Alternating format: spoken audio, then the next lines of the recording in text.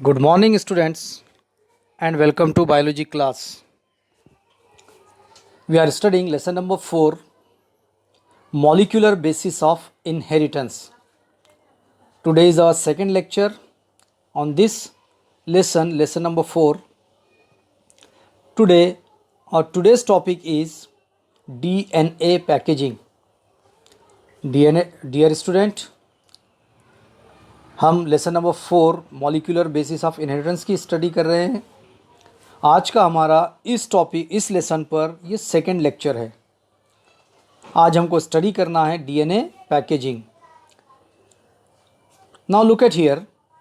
Length of DNA double helix molecule in a typical mammalian cell is approximately 2.2 meter.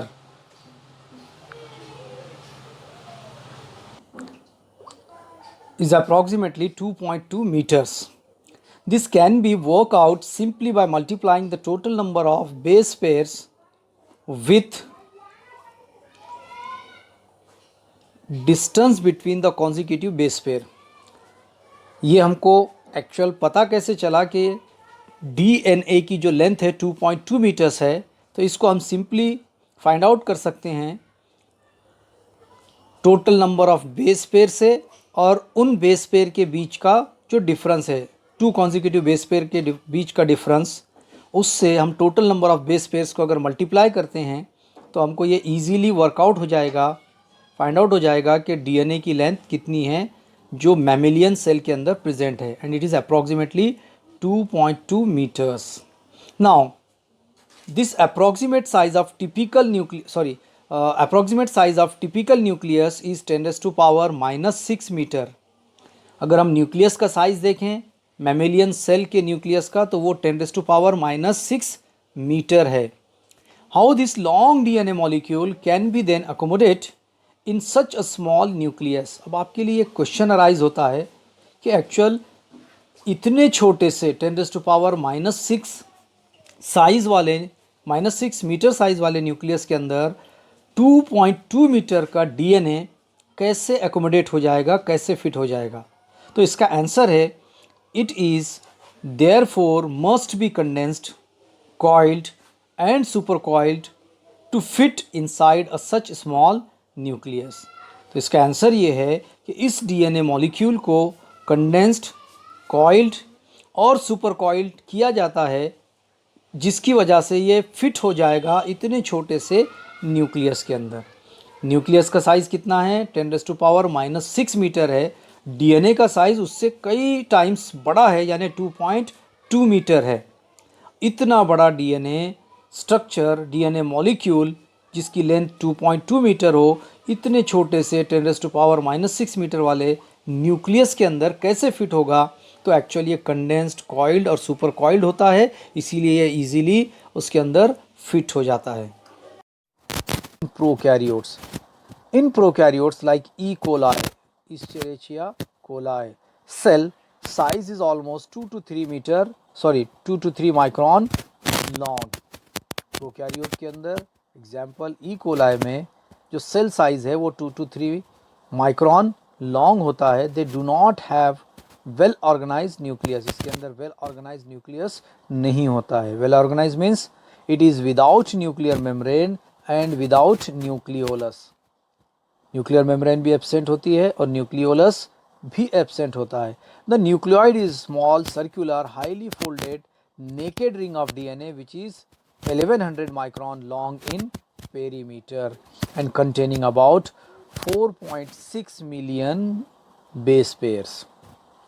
अब यहाँ का जो nucleoid है, यानी जो न्यूक्लियस है, वो विदाउट मेम्ब्रेन बॉन्ड है और विदाउट न्यूक्लियोलस है, इसको हम न्यूक्लियोइड बोलेंगे. और जो न्यूक्लियोइड है ये स्मॉल है, सर्कुलर है, हाईली फोल्डेड है और नेकेड रिंग ऑफ डीएनए है.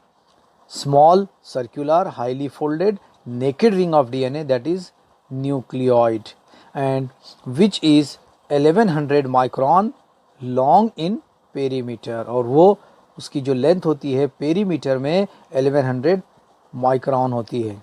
And it containing about 4.6 million base pairs. Actually ये डीएनए कुछ इस तरह से रहेगा, सर्कुलर फॉर्म में, हाईली फोल्डेड फॉर्म में रहेगा, तो इसका जो पेरीमीटर हमको मिलेगा that is 1100 micron.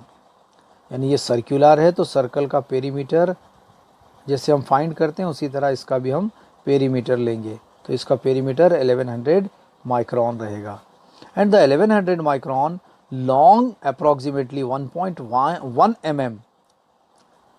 If cut and stretched out, the nucleoid is to be fitted or packed into a cell which is hardly 2 to 3 micron long. अगर हम इस 1100 माइक्रोन लॉन्ग को पेरीमीटर वाले डीएनए को अगर हम कट करेंगे, इस रिंग को कट करेंगे, तो इसकी एक्चुअल अप्रॉक्सीमेटली लेंथ होगी 1.1 मिलीमीटर। और इतना मिलीमीटर वाला जो डीएनए मॉलिक्यूल रहेगा, इसको हम इजीली कट और स्ट्रेच करने के बाद अगर हम देखेंगे तो ये न्यूक्लियोइड इजीली फिट हो जाएगा 2 to 3 माइक्रोन न्यूक्लियस के अंदर, या हार्डली वो 2 to 3 माइक्रोन होगा।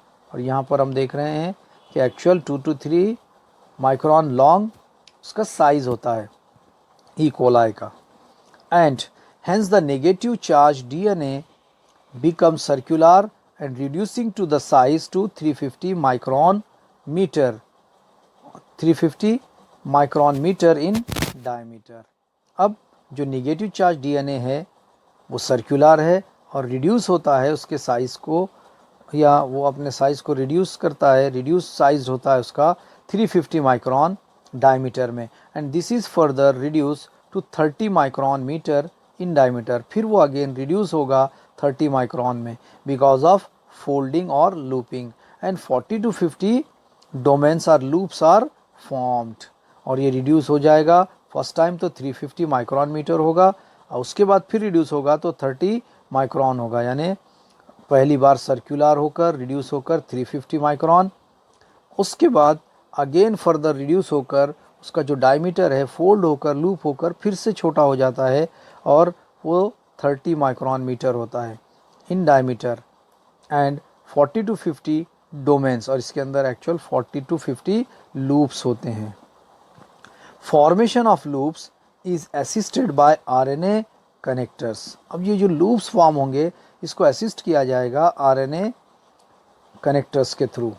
And look at here, each domain means each loop is further coiled and super coiled. फिर से ये लूप कॉइल और सुपर कॉइल्ड होगा and thereby reducing the size down to 2 micron in diameter. और ये फिर reduce होकर 2 micro या माइक्रोन इन डायमीटर हो जाएगा। This coiled packaging is assisted by positively charge HU means histone like DNA binding protein. HU एक तरह का प्रोटीन है जिसको हम histone like DNA binding protein बोलेंगे। इस 2 माइक्रोन डायमीटर वाले साइज को अगेन रिड्यूस किया जाएगा, पैक करेगा positively charge HU and proteins and enzymes like DNA gyrase. और उसके साथ साथ HU के साथ प्रोटीन और एंजाइम्स भी रहेंगे। एंजाइम कौन सा? DNA gyrase and DNA topoisomerase 1 for maintaining super coiled state. और ये क्या करेंगे? सुपर कॉइल्ड स्टेट को मेंटेन करेंगे। Got it student?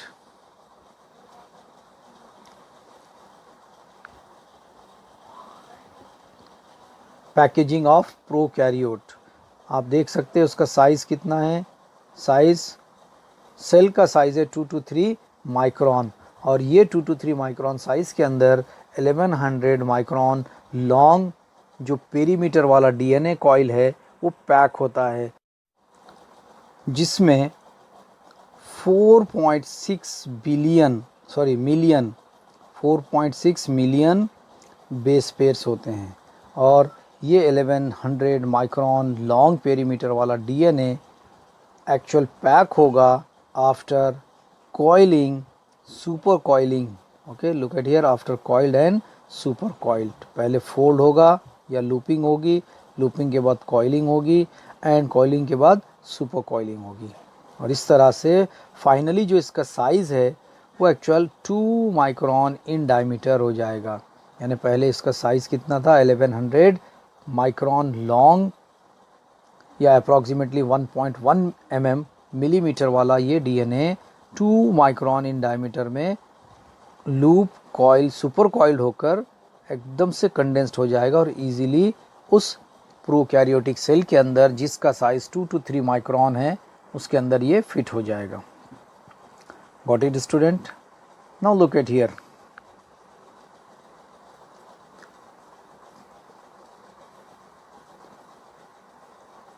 This is the DNA packaging in prokaryotes.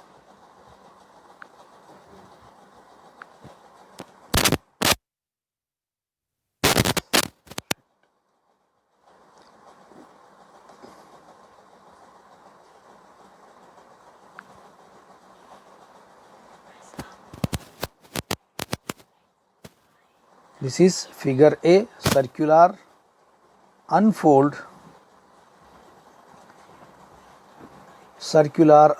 chromosome 350 micron. ये फर्स्ट सर्कुलर अनफोल्ड क्रोमोसोम है।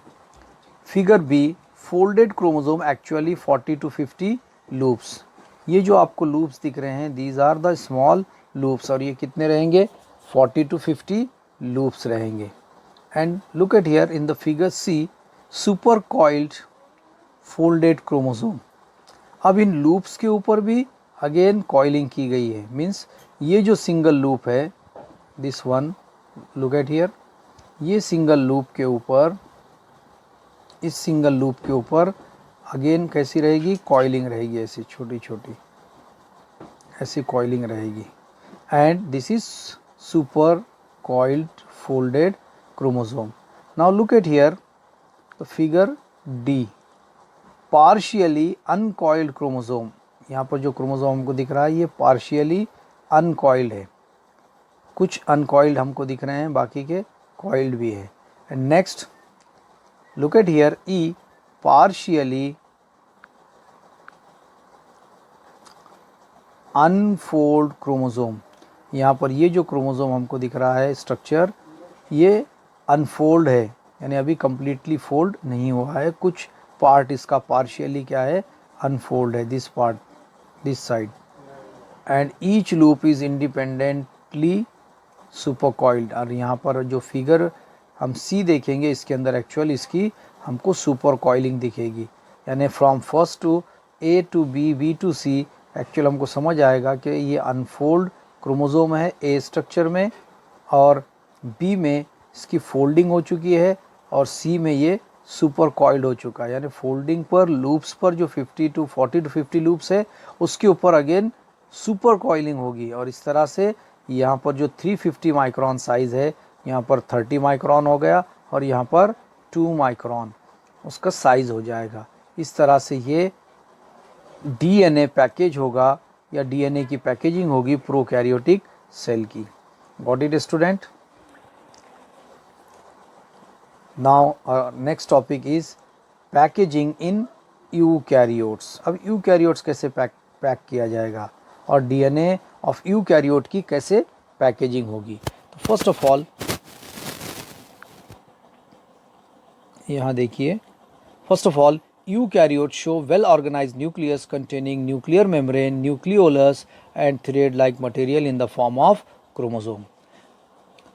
जो उनका न्यूक्लियस वेल ऑर्गेनाइज्ड रहेगा, मीन्स न्यूक्लियस जिसके साथ न्यूक्लियर मेम्ब्रेन रहेगी, न्यूक्लियोलस रहेगा और थ्रेड लाइक मटेरियल रहेगा इन द फॉर्म ऑफ क्रोमोसोम, जिसको हम क्रोमोसोम बोलेंगे, जो थ्रेड लाइक रहेगा। In the chromosome DNA is associated with the histone and non-histone protein as was reported by R. Comberg in 1974। और इसको कॉम्बर्ग ने 1974 में रिपोर्ट किया, यानी एक्चुअल ये जो क्रोमोसोम्स है उसके साथ साथ इन chromosome DNA is associated with histone and non histone protein. Chromosome में जो DNA है उसके साथ हिस्टोन और नॉन हिस्टोन दोनों टाइप के प्रोटीन उसके साथ रहेंगे। एंड इसको एक्चुअल रिपोर्ट किया था 1974 में आर कॉम्बर्ग ने। The organization of DNA is much more complex in eukaryotes. Eukaryotes के अंदर मच मोर कॉम्प्लेक्स रहेगा डीएनए ऑर्गेनाइजेशन, और इसको अगर हम कंपेयर करें प्रोकैरियोट से तो बहुत ज़्यादा कॉम्प्लेक्स रहेगा। And depending upon the abundance of amino acid residue with charge side chain a protein requires it's charge. अब यहाँ पर जो अबेंडेंट या बहुत ज़्यादा जो अमाइनो एसिड रेसिड्यूज़ है जो चार्ज साइड चेन के साथ है, साइड चेन, वो एक्चुअल प्रोटीन एक्वायर करेगा, और protein with charge side chain a protein acquires its charge, और प्रोटीन क्या करेगा फिर एक चार्ज को एक्वायर करेगा। एंड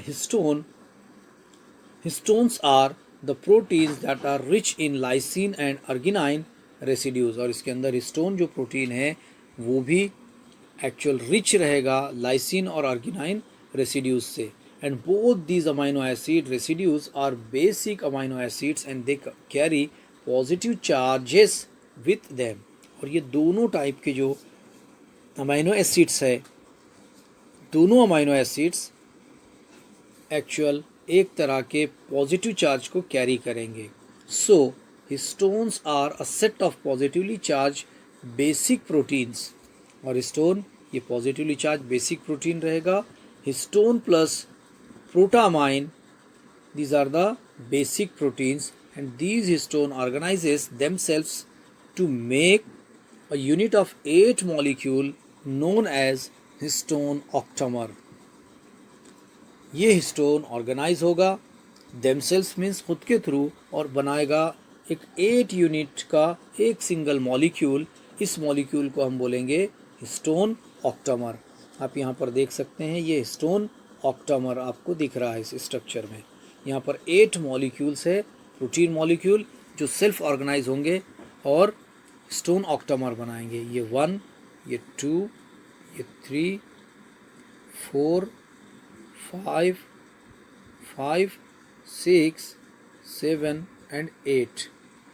इस तरह से 8 यहाँ पर एक्चुअल यूनिट्स है, यूनिट ऑफ मॉलिक्यूल्स है जो सेल्फ ऑर्गेनाइज होंगे, और हिस्टोन खुद इनको ऑर्गेनाइज करेगा और बनाएगा हिस्टोन ऑक्टामर।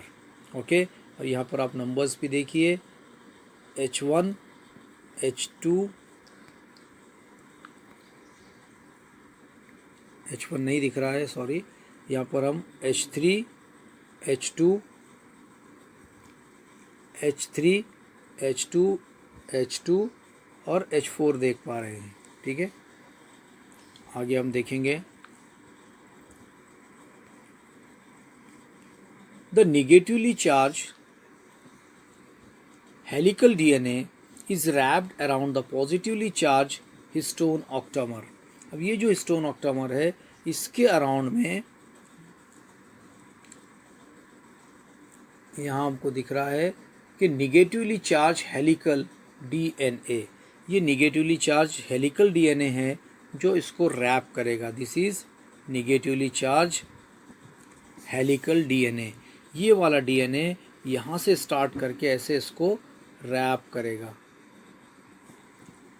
यानी इस तरह से ये यहाँ से स्टार्ट होगी रैपिंग। ये बैक साइड से आपको दिख नहीं रही है, फिर यहाँ से ये फ्रंट साइड, फिर अगेन ये back and again front side. इस तरह से ये negatively charge DNA actual wrap करेगा इस ऑक्टामर या न्यूक्लियोसोम को। यहाँ पर आप देख सकते हो H1 स्टोन यहाँ पर दिख रहा है आपको। नेक्स्ट,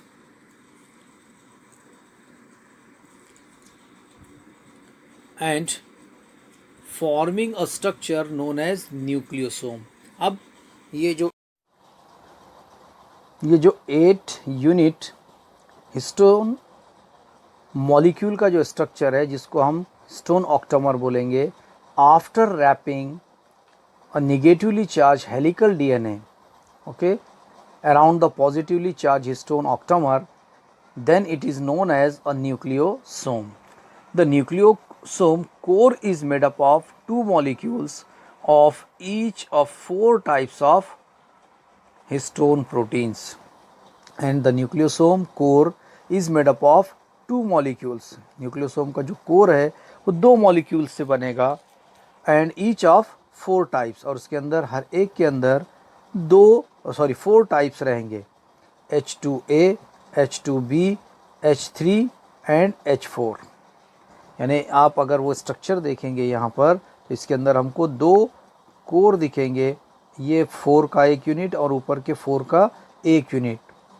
लुक एट हियर, यहाँ पर आपको ये नीचे 4 और ऊपर 4, इस तरह से ये आपको स्ट्रक्चर दिख रहा है। हर 4 के अंदर हर एक कोर जो रहेगा वो actual 4 types of histone protein से तैयार होगा, जिसमें H2A, H2B, H3 and H4। और H1 प्रोटीन जो रहेगा, H1 protein binds the DNA thread where it enters and leaves the nucleosome.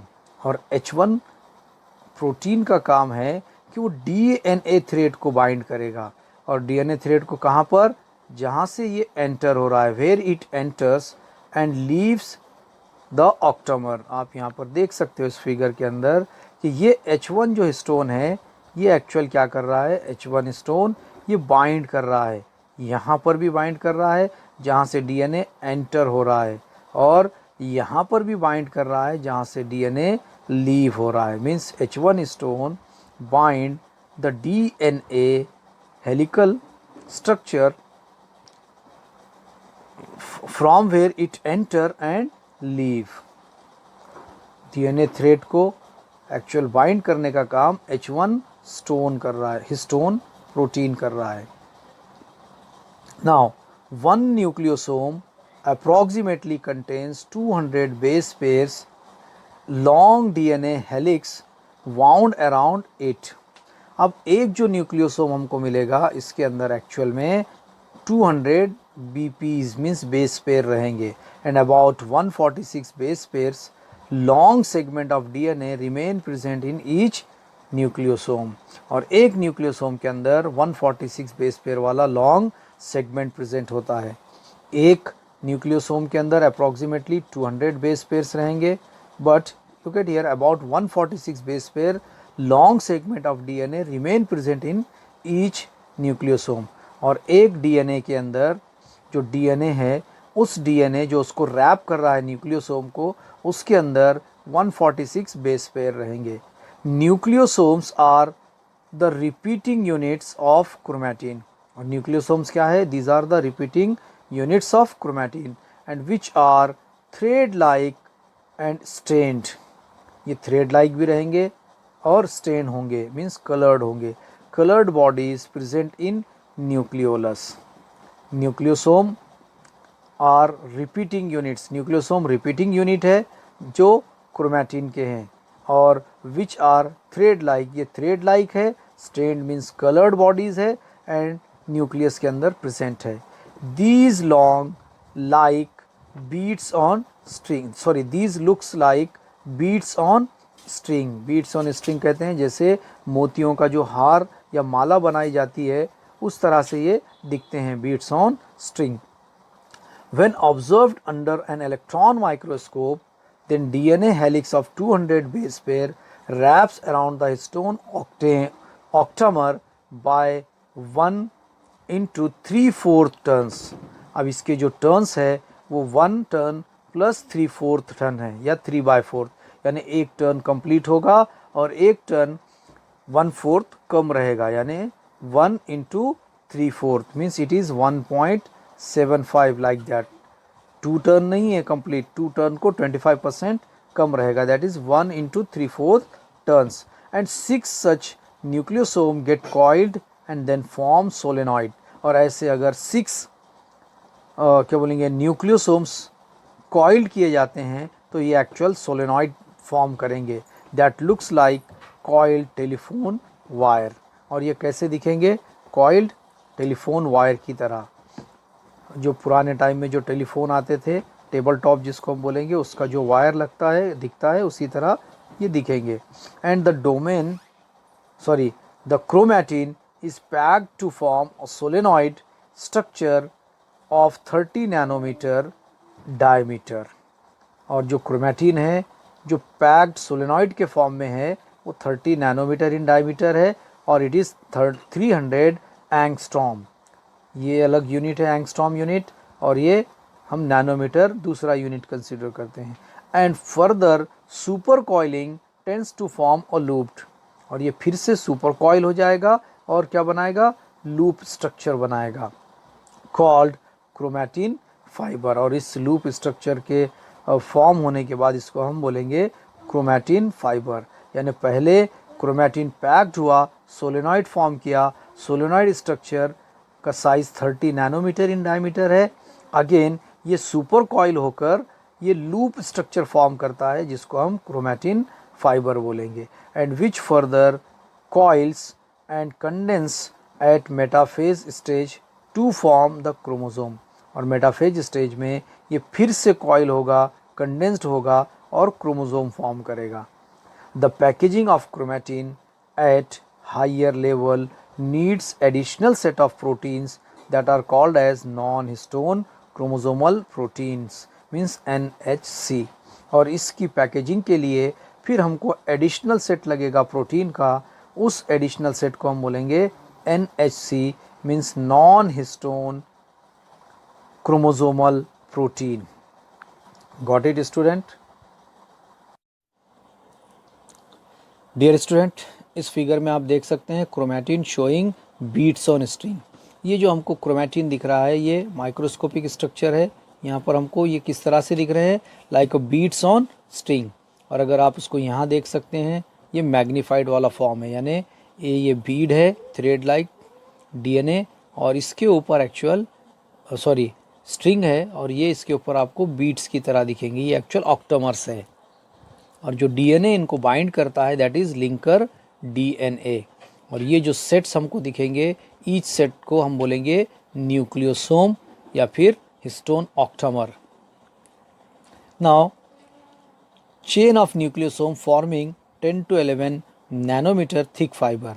अब ये जो चेन हमको दिख रही है यहाँ पर, ये एक्चुअल चेन क्या करेगी, 10 to 11 नैनोमीटर का थिक फाइबर बनाएगी। यानी ये जो बीड्स है ये कंटिन्यूअस एक चेन फॉर्म करेंगे और ये न्यूक्लियोसोम की जो चेन है ये एक फाइबर फॉर्म करेगी that is 10 to 11 nanometre thick fibre. Look at here in figure C, solenoid forming 30 nanometre thick fibre. अब अगेन ये जो सोलेनॉइड है यानी इससे यहाँ पर थिक फाइबर बना था, अब उससे हम सोलेनॉइड फॉर्मिंग को देख रहे हैं। सोलेनॉइड लाइक और सोलेनॉइड स्ट्रक्चर जो है वो 30 नैनोमीटर थिक फाइबर है। इस तरह से 300 एंगस्ट्रॉम या फिर 30 नैनोमीटर इसको हम बोलेंगे। दिस इज़ 30 nm नैनोमीटर और 300 एंगस्ट्रॉम। ये जो स्ट्रक्चर है आप ये जो देख रहे हो, this one it is looks like this. And finally हम देख सकते हैं कि ये एक्चुअल मेटाफेज में क्या होगा, 300 angstrom metaphase fibre that is solenoid. ये एक्चुअल मेटाफेज में जाकर फिर ये कंडेंस्ड होकर एक्चुअल में क्रोमोसोम फॉर्म करेंगे। Non histone chromosomal protein NHC क्या फंक्शन है देखिए, non histone chromosomal proteins. These are the additional set of proteins that contribute to the packaging of chromatin at a higher level। Higher level की packaging के लिए NHC use किए जाएंगे। Histone protein packaging के लिए use होंगे और higher packaging के लिए non histone chromosomal protein use होंगे। There are two types, look at here, heterochromatin and euchromatin. दो टाइप के क्रोमैटिन है, hetero and euchromatin. The first one, heterochromatin. In eukaryotic cells, some segment of chromosomes or chromonema during interphase and early prophase remain in a condensed state. Heterochromatin eukaryotic cell के अंदर जो क्रोमोनीमा या chromosome है interphase में और early prophase में ये actual condense state में ही रहेंगे, remain in condensed state, and these region constitute heterochromatin। और ये रीजन एक्चुअल क्या बनाएंगे, हेट्रोक्रोमैटिन बनाएंगे। यानी in eukaryotic cell some segment of chromonema और क्रोमोसोम या क्रोमोनीमा का कुछ सेगमेंट रिमेन कंडेंस स्टेट में रहेगा इंटरफेज या प्रोफेज में और अर्ली प्रोफेज में, और ये एक्चुअल हेट्रोक्रोमैटिन फॉर्म करेगा, कॉन्स्टिट्यूट करेगा। This term was proposed by Heitz, और ये टर्म को एक्चुअल हाइट्स ने प्रपोज किया। These regions are localised near centromere, और ये रीजन्स कहाँ पर रहेंगे, सेंट्रोमियर के पास। Telomeres and are also intercalated, और सेंट्रोमियर या फिर टीलोमियर्स या फिर ऑल्सो इंटरकैलेटेड स्टेट या इंटरकैलेटेड जो रीजन्स है वहाँ पर ये इस तरह का रीजन रहेगा जिसको हम हेट्रोक्रोमैटिन बोलेंगे। And it is genetically mostly inactive, और ये जेनेटिकली कैसा रहेगा, मोस्टली इनएक्टिव। सेंट्रोमियर के नज़दीक या टीलोमियर के पास या इंटरकैलेटेड रीजन में एक्चुअल इस तरह का हेट्रोक्रोमैटिन रहेगा जो मोस्टली इनएक्टिव रहेगा। And it stains strongly and appears dark, और जब हम इसको स्टेन करेंगे तो स्ट्रॉन्ग स्टेन होगा और ये डार्क दिखेगा। Heterochromatin is 2 to 3 times more rich in DNA than in euchromatin. ये हेट्रोक्रोमैटिन जो है वो 2 से 3 टाइम ज़्यादा रिच DNA रहेगा, इसके अंदर DNA ज़्यादा रहेगा और as compare to euchromatin. Euchromatin के कंपैरिजन में हेट्रोक्रोमैटिन में DNA 2 से 3 टाइम ज़्यादा रहेगा, रिच रहेगा। Euchromatin, the regions of chromonema in which non condensed state constitute euchromatin. अब ये जो रीजन है रीजन ऑफ क्रोमोनीमा का नॉन कंडेंस्ड जो पार्ट है वो कॉन्स्टिट्यूट करता है heterochromatin euchromatin. Euchromatic region stain light, और ये रीजन कैसा होगा, लाइट स्टेन किया जाएगा। And euchromatin is generally very much active and fast replicating. अगर हम इसको हेट्रोक्रोमैटिन से कंपेयर करेंगे तो ये एक्चुअल रीजन कैसा होगा, it is genetically very much active. ये जेनेटिकली वेरी मच एक्टिव, ऊपर हमने देखा था कि इनएक्टिव है, जेनेटिकली मोस्ट इनएक्टिव, और कैसा है, फास्ट रेप्लिकेटिंग, यानी ये इतना रेप्लिकेशन फास्ट कर सकता है, बहुत कम टाइम में अपने जैसे कॉपीज़ फॉर्म करेगा। Euchromatin is transcriptionally active while heterochromatin is transcriptionally almost inactive. अगर हम दोनों को कंपेयर करेंगे तो यूक्रोमैटिन ये एक्टिव है ट्रांसक्रिप्शनली, ट्रांसक्रिप्शन के लिए या ट्रांसक्रिप्शन कर सकता है, और heterochromatin is transcriptionally almost inactive, यानी ये ट्रांसक्रिप्शन की जो प्रोसेस है वो नहीं कर पाएगा। Got it student? यहाँ पर आज का हमारा लेक्चर कंप्लीट हो चुका है। अब आपके लिए क्वेश्चंस का टाइम है। तो यहाँ पर आपको 4 क्वेश्चंस दिए गए हैं, इसके आंसर्स आपको फाइंड करने हैं। Look at here, the first one, what is the backbone of DNA structure. DNA structure की बैकबोन किसको कहते हैं हम? एंड सेकंड क्वेश्चन है, name the nitrogen bases of DNA। DNA के लिए जो नाइट्रोजन बेसिस है 4 डिफरेंट टाइप्स के, उनके आपको नेम फाइंड करने हैं। And what are the nucleoside and nucleotides. Nucleoside और न्यूक्लियोटाइड का डिफरेंस आपको बताना है कि न्यूक्लियोसाइड कैसे बनेगा और न्यूक्लियोटाइड में क्या रहेगा न्यूक्लियोसाइड के साथ। एंड फोर्थ क्वेश्चन है आपके लिए, is the double helix right और लेफ्ट हैंडेड। हमने डबल हेलिकल स्ट्रक्चर देखा है, स्टडी की है हमने, 9th और 10th से स्टडी करते आ रहे हैं कि वाटसन और क्रिक का जो मॉडल है डबल हेलिकल स्ट्रक्चर, इस तरह से हमने स्टडी किया है। बट ये कॉइलिंग इसकी जो है राइट हैंडेड है या लेफ्ट हैंडेड है, ये आपको पता करना है। Got it student? अगर इस टॉपिक से रिलेटेड आपको कोई भी डाउट या क्यूरीज है तो आप पूछ सकते हैं। Thank you and have a nice day.